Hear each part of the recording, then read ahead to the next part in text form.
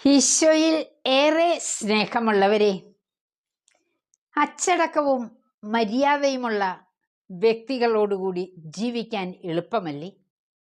കുടുംബത്തിൽ അച്ചടക്കശീലത്തിൽ വളരുന്ന കുഞ്ഞുങ്ങൾക്ക് മാത്രമേ മാന്യരായി പിന്നീട് ജീവിക്കുവാൻ സാധിക്കൂ. ഇതാ ഫുൾട്ടൻ ജെഷീൻ വലിയ ഒരു പ്രഘോഷകനും ഗ്രന്ഥകാരനുമാണ്.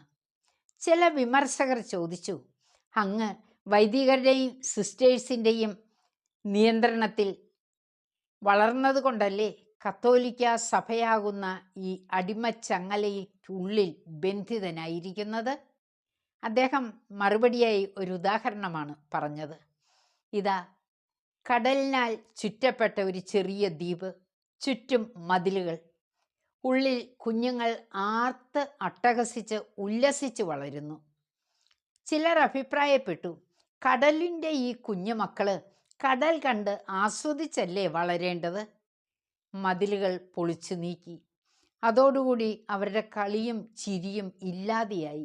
കാരണം എപ്പോഴാണ് ഈ വൻ തിരകൾ തങ്ങളുടെ ദ്വീപിനെ കീഴടക്കുക എന്നവർ ഭയന്നു തുടങ്ങി.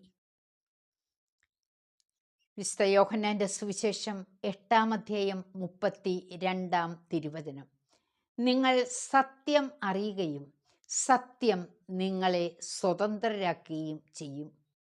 നമുക്ക് നമ്മുടെ ദൈവത്തോട് കടപ്പെട്ടവരായി ജീവിക്കാം. ആ വചനത്തിൻ്റെ നിയന്ത്രണത്തിൽ നമ്മെ തന്നെ സ്വയം നിയന്ത്രിക്കാം.